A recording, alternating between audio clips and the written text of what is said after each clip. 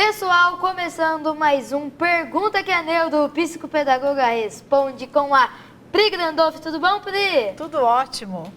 E Pri, hoje você trouxe uma convidada super especial. Fala pra gente. Isso mesmo, Gugu. Eu peguei até uma colinha aqui, a dona Rosa Maria Junqueira Chiquitano. E é chique mesmo, viu?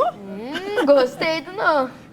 Ela que é psicopedagoga, doutora em psicologia escolar pelo Instituto de Psicologia da USP, mestre em educação especial, especialização e muito mais, que eu vou deixar ela se apresentar e falar um pouquinho mais desse currículo.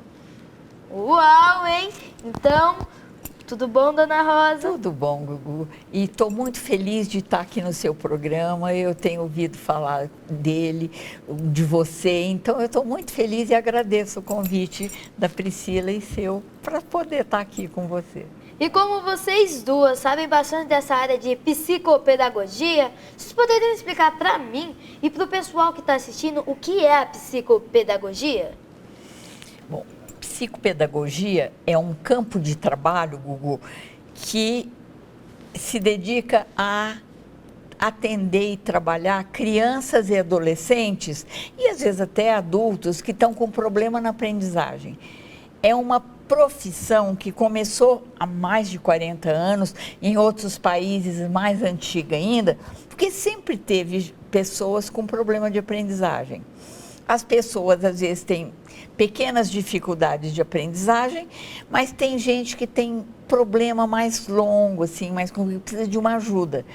E nem sempre as professoras dão conta de trabalhar ou até mesmo de entender na sala de aula e atender e cuidar da dificuldade ou do problema que esses meninos estão apresentando. Isso, sanando essas dificuldades. E aí, muitas vezes, né, o pai, a escola, eles acabam procurando um psicopedagogo para estar auxiliando nessas dificuldades de aprendizagem.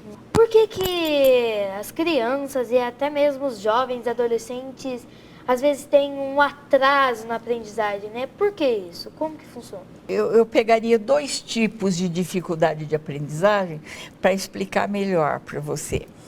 Uma dificuldade de leitura, de aprendizagem na leitura, que é no início da alfabetização. Então, tem muitos meninos que se alfabetizam, mas eles ficam naquela primeira etapa de leitura lenta, palavra por palavra. É uma fase assim de decifração. E eles não conseguem ampliar, né? Ir para textos amplos, que a gente fala, né? Codificar, interpretar aquilo que está lendo. Porque é algo tão complexo, porque o cérebro da gente precisa fazer um trabalhão que a gente não vê. E no trabalho do psicopedagogo tem um exercício que eu gosto muito, que é assim, ver com a criança que tem palavra que sempre repete nos textos. Não sei se você já notou. Que, o, a, da, com, como, muito. E aí você pode pensar, para. Várias palavras sempre aparecem em qualquer texto. Então aqui a gente começa a fazer cartãozinho. E eu vou aumentando, eu pego os mais curtinhos e depois vou aumentando. E faço com eles leitura relâmpago. Quer dizer, leitura relâmpago, não dá tempo, eu mostro e tiro. Então, não dá tempo dele fazer essa decifração demorada. Igual quando o bebê é bem pequenininho, a gente faz aquela brincadeira. Achou! Escondeu, né? Escondeu, achou. E a palavra é a mesma coisa. Então, o cérebro vai armazenando as palavras que sempre aparecem no texto. E aí, essas palavras, quando aparecem, ele já sabe ler, né? E ele faz o esforço de decifração nas outras palavras. E aí o repertório dele de leitura vai aumentando, e ele vai mudando de estratégia. Tudo isso nós observamos no momento da sessão da criança. Então, quando os pais às vezes chegam e falam assim, mas vai jogar? É jogo, né? Verdade. O nosso jogo, acho que a dona Rosa vai poder falar isso para nós com mais propriedade. O jogo, ele é muito importante e fundamental para a gente ir observando outros fatores, né? É verdade. O jogo no trabalho psicopedagógico, é um dos instrumentos melhores que tem. Tanto na avaliação da criança, quer ver, por exemplo, eu ponho um jogo para você. E aí eu explico para você como é o jogo. Eu olho, você ficou atento, prestou atenção? Você tem uma boa capacidade de atenção ou fica disperso? Você compreendeu? Então, tem uma compreensão boa e aprendeu. Quando é assim, da sua idade, Gugu, ou menino maior, eu daria a instrução escrita.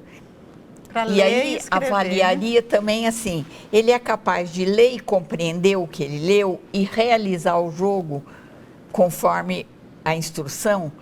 Então é muito bom o jogo para isso, mas ao executar o jogo também a gente observa, ele tem paciência, ele tem estratégias boas para jogar. Tem um jogo que eu gosto muito, que chama A Hora do Rush, que é de uns carrinhos, a gente monta como se fosse um estacionamento e os carrinhos têm que sair. E ele não pode mudar de lugar nem tirar dali. Eu fico observando o menino fazer. E às vezes ele fica enroscado num pedaço.